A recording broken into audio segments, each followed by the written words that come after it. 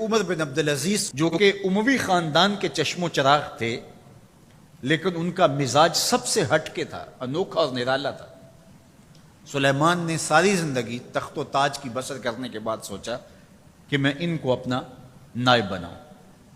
تو خیر، جب ان کا انتقال ہوا تو لوگ دمشق کی جامع مسجد میں جمع ہوئے اور وصیت نامہ پڑھا گیا۔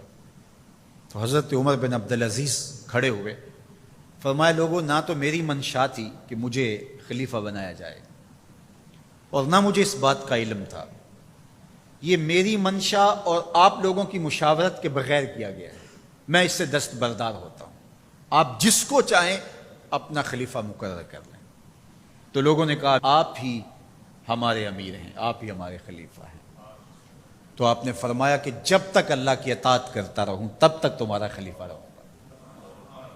اور پھر آپ نے حکم نامہ جاری کیا کہ میری جتنی جائیداد ہے ساری بیت المال میں جمع کروائی جائے گی، اور جتنے بھی اموی شہزادے تھے ان کی جائیدادیں جو ان لوگوں کے ضبط کی ہوئی تھی سب کو بحق سرکار ضبط کرنے کا حکم نامہ جاری کیا۔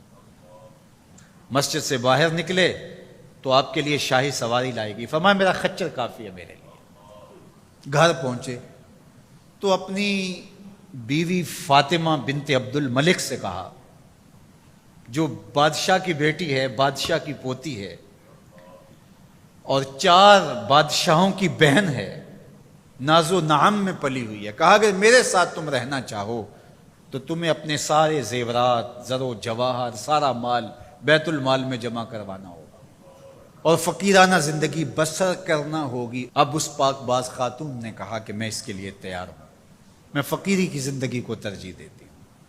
اب حضرت عمر رضی اللہ تعالیٰ عنہ نے صرف 2 سال 5 ماہ اور کچھ دن حکومت کی، اور 3 بر اعظموں پر سلطنت اسلامیہ پھیلی ہوئی تھی، اور آپ روتے تھے کہ ان لوگوں کا حق بھی میرے اوپر بلا مطالبہ ہے جو دنیا کے کسی بھی خطے کے اوپر اس سلطنت کی حدود میں بستے ہیں۔ عید کا موقع آیا، عیدگاہ میں جب لوگ ایک دوسرے کو مل رہے تھے تو امیر المومنین کے بیٹوں کے کپڑے خستہ تھے، پرانے تھے، پیوند لگے ہوئے تھے۔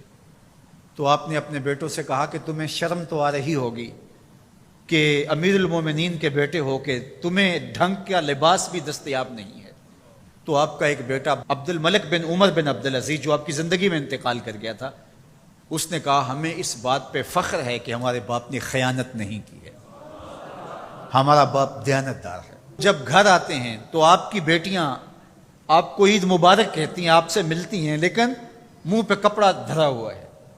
تو حضرت عمر رضی اللہ تعالیٰ عنہ عمر بن عبدالعزیز بولتے ہیں کہ بیٹی آپ نے چہرے کے اوپر کپڑا کیوں رکھا ہوا ہے؟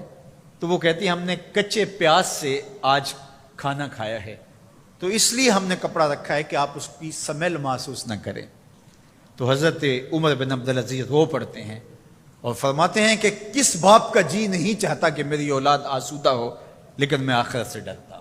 حضرت عمر بن عبدالعزیز رضی اللہ تعالیٰ عنہ کے 2 سال 5 ماہ اور چند دنوں کے اندر ایسا عدل پھیلتا ہے کہ لوگ کہتے ہیں ہمیں لگتا تھا آسمان اور زمین کے درمیان ترازو گاڑ دیا گیا ہے، ہر شے پوری پوری تولی جا رہی ہے، اور اتنی خوشحالی آتی ہے، اتنی خوشحالی آتی ہے، لوگ زکوٰۃ کے پیسے لے کے نکلتے ہیں، کوئی زکوٰۃ لینے والا نہیں ملتا۔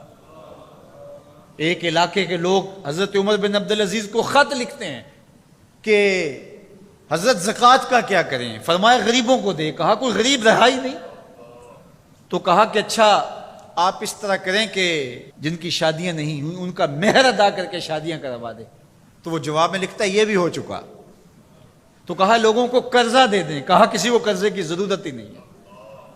تو پھر فرماتے ہیں اچھا غیر مسلموں کو قرضہ دیں تاکہ وہ کھیتی باڑی کر کے زراعت کے کام کو بڑھائیں۔ یہ عمر بن عبدالعزیز کا دور ہے۔ عدل پھیلا، نور پھیلا، روشنی پھیلی۔ شہزادگی کی زندگی سے ایک دم اپنے آپ کو ایک چھوٹے سے کٹیا کے اندر محدود کر لیا۔ اللہ اکبر۔ حضرت عمر بن عبدالعزیز رضی اللہ تعالی عنہ مسلمانوں کے نامور خلیفہ ہے، اور ان کو ان کے عدل، ان کے انصاف، ان کی سادگی اور ان کی زندگی کے اس خوبصورت طرز کی وجہ سے عمر ثانی کہا جاتا ہے۔